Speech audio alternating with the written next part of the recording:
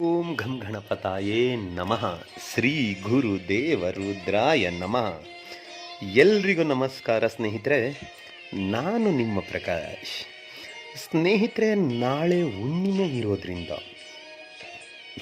ಹುಣ್ಣಿಮೆಯ ದಿನ ನಿಮಗೆ ಯಾರಾದರೂ ಶತ್ರು ಏನಾದರೂ ಇದ್ದರೆ ಆ ಶತ್ರುನ ನಾಶ ಮಾಡೋದಕ್ಕೆ ಕೇವಲ ಒಂದೇ ಒಂದು ನಿಂಬೆ ಹಣ್ಣಿನಿಂದ ನೀವು ಪ್ರಯತ್ನ ಮಾಡ್ಬೋದು.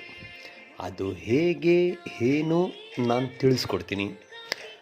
ಅದಕ್ಕೂ ಮುಂಚೆ ನನ್ನ ಚಾನಲ್ನ ಸಬ್ಸ್ಕ್ರೈಬ್ ಮಾಡಿಲ್ಲ ಅಂದರೆ ಸಬ್ಸ್ಕ್ರೈಬ್ ಮಾಡಿ, ಲೈಕ್ ಮಾಡಿ, ಶೇರ್ ಮಾಡಿ, ಹಾಗೆ ಬೆಲ್ ಐಕಾನ್ ಬಟನ್ ಪ್ರೆಸ್ ಮಾಡೋದನ್ನ ಮರಿಬೇಡಿ.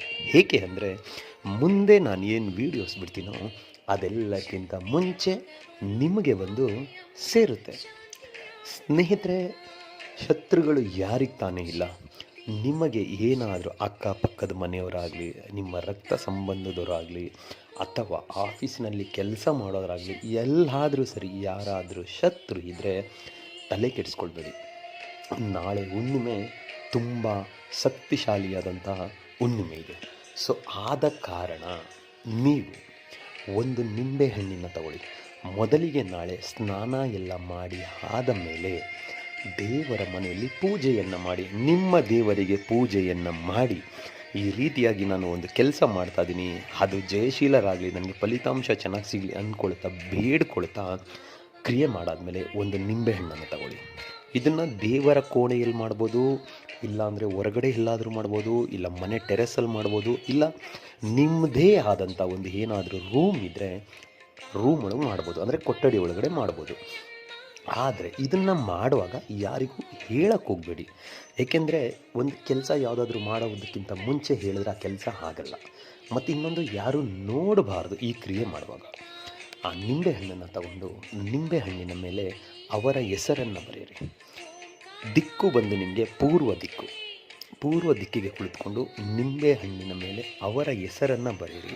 ಬರೆದು ನಿಮ್ಮ ಬಲಗೈಯಲ್ಲಿ ಹಿಡ್ಕೊಳ್ಳಿ. ಅದನ್ನು ಹಿಡ್ಕೊಂಡು ಕ್ರೀಮ್ ಕ್ರೀಮ್ ಫಟ್. ಇನ್ನೊಮ್ಮೆ ಹೇಳ್ತೀನಿ ನೋಡಿ ಸ್ನೇಹಿತರೆ, ಕ್ರೀಮ್ ಕ್ರೀಮ್ ಫಟ್.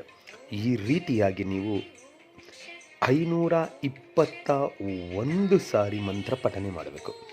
ಮಂತ್ರ ಪಠನೆ ಮುಗಿದ ಮೇಲೆ ಆ ನಿಂಬೆಹಣ್ಣಿಗೆ ಉಫ್ ಅಂತ ಅಭಿಮಂತ್ರಿಸಿ ಆದ ಮೇಲೆ ಆ ನಿಂಬೆಹಣ್ಣನ್ನು ಅವತ್ತಿನ ದಿನವೇ ತೆಗೆದುಕೊಂಡು ಹೋಗಿ ಸ್ಮಶಾನದಲ್ಲಿ ಹೂಳಿ ಬರಬೇಕು. ಈ ಕೆಲಸ ನೀವು ಮಾಡಿದ್ದೆ ಆದರೆ ಅವನು ಎಂಥ ಜನ್ಮಾಂತರದ ಶತ್ರು ಆಗಿರಲಿಲ್ಲ, ಆ ಜನ್ಮ ಶತ್ರು ಆಗಿರಲಿ, ನಿಮ್ಮ ಸಹವಾಸಕ್ಕೆ ಬರಲ್ಲ. ಅವನು ನಿಮ್ಮ ಕಣ್ಣು ಮುಂದೆ ನಾಶ ಆಗಿಬಿಡ್ತಾನೆ. ಅವನಾಗ್ಬೋದು, ಅವಳಾಗ್ಬೋದು, ಯಾರಾದರೂ ಸರಿ, ಅವರಿದ್ದರೆ ಈ ಕ್ರಿಯೆನ ಮಾಡಿ ನೀವು ಆಮೇಲೆ ನೋಡಿ, ನಿಮಗೆ ಶತ್ರು ಅಂದರೆ ಇದು ಇರೋದಿಲ್ಲ. ಈ ಕ್ರಿಯೆನ ಕೇವಲ ಒಬ್ಬರ ಮೇಲೆ ಮಾತ್ರ ಪ್ರಯೋಗ ಮಾಡಿ. ಒಳ್ಳೆಯದಾಗಲಿ.